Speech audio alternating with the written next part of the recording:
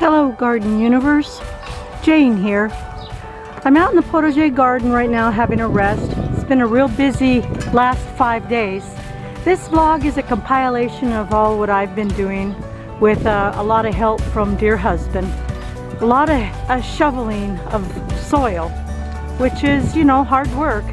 But I got all my pumpkins situated. They're not all planted yet, but I'm getting closer. So this is the last 5 days of what I've been up to. Well, mostly this vlog is an update on my personal pumpkin challenge and also a small update on the sunflower challenge that Nick's Allotment started. Yeah, a lot going on in the garden now. I'm grateful for a sunny day, for sure.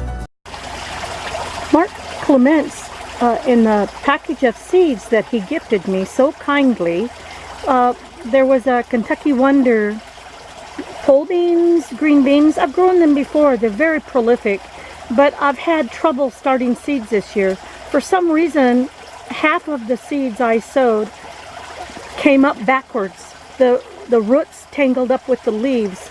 I didn't realize you had to plant beans a certain direction, so those I all threw in the compost. These I chitted on tissue, and 100% germination of the seeds. 1, 2, 3, 4, 5, 6, 7, 8, 9, 10. I put 10 seeds in there, and all 10 seeds have germinated. So I'm going to go pop them out in the garden right now. Normally I would pop these up and grow them in the greenhouse for a couple weeks, but I'm running out of time. I've got too much else to do. So these are, they're just going to have to make it on their own, or not. Oh, the collards have chitted. I need to pop them on right away. Sorry about the neighbor's loud lawnmower, but grass has got to be mown. Well, where I'm at now with the pumpkins. So this was the first mini hoop house that we set up in the Cinderella pumpkin patch. And inside, I've got the 2 best Cinderella pumpkins in cloth bags, and they've been out here for a week and they're still growing, so it hasn't been too cold for them. What you see as a heat source is that ceramic bulb, which is normally used for reptile cages, and it puts out the heat at night. I turn it on at night, turn it off in the morning when the sun comes up. So these 2 are going to go in the ground May 1st, and the 2 smaller ones back there that aren't doing so well, those will go in the compost pile. I've planted out most of the sunflowers now for the sunflower challenge.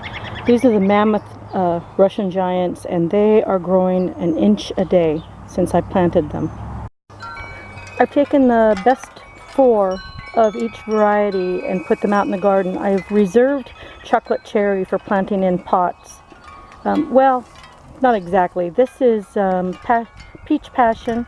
They're in pots, but they're out in the garden. Van Gogh is also in pots out in the garden. They're layered over my compost in place bins. So I've got radishes in here. I've got spring onions. I've got heavy cucumbers, just a couple, and I think that's a purple broccoli. So everything in all the nooks and crannies. I don't waste any space because I don't have space to waste. Uh-oh, chickens in the garden. Gotta keep an eye on them. They eat things that they're not supposed to. Last night we straightened up the hole for the blossom pumpkin and put 2 bags of sand. We get play sand from the hardware store down the street. 2 bags per hole, spread out over the bottom of the hole. And then Mark Clementz uses these. When he put his video up about this, I went right to Amazon and found it on sale, 2 for the price of 1. So what I did is not what he did. I've seen others do this on YouTube, is take zip ties, lay out the electrical cable where they do not touch each other so they won't short out. And then zip tie the pattern. I didn't use any rhyme or reason to doing it. I just did it because it was easy. And so that goes on top of the sand on this plastic netting that I have rolls and rolls of from my years of raising chickens. It's a temporary fencing that I get at the feed store. And it doesn't go bad. It doesn't break down. So this particular black netting that I've had is at least 15 years old now. So there we go. This hole is ready for the compost. It's going to take maybe 2 wheelbarrows of compost. So this pile is going to go into the blossom hole, and hopefully there's enough left over for the Dill's Atlantic Giant pumpkin hole too. We haven't dug that yet.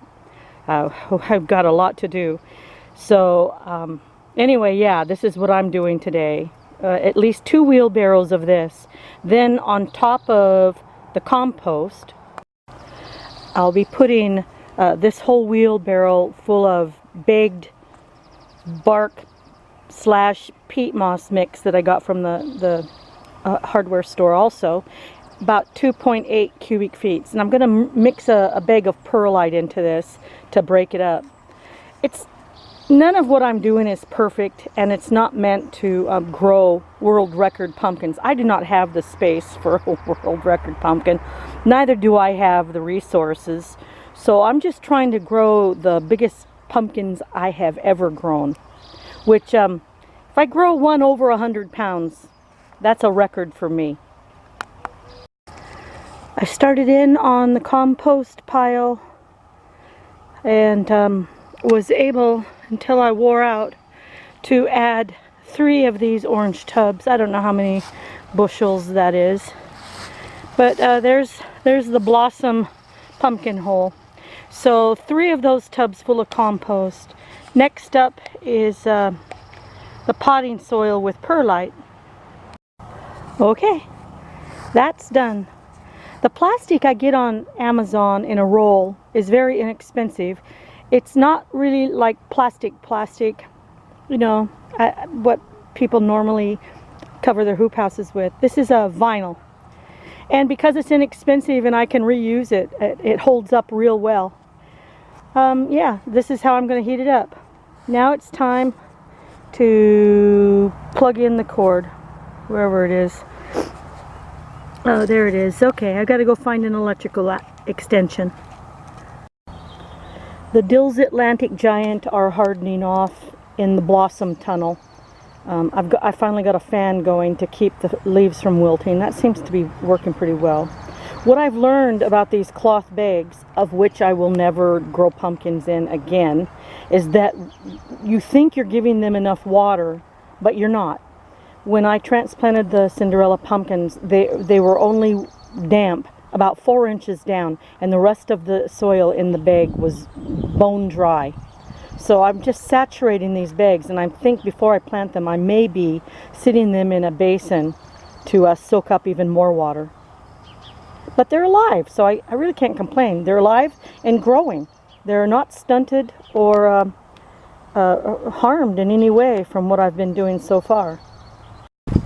The Cinderella pumpkins are finally in the ground. That was very difficult transplanting, and I don't know if they're going to make it. I have one backup Cinderella pumpkin plant still in the hoop house, so if these perish, I have one plant left. But Cinderella pumpkins, of all of the pumpkins I've grown, these are pretty hardy things. Very little stops their growth. For my personal pumpkin challenge, this is the last planting spot that we have to go. This is where the Dill's Atlantic Giants are going to go.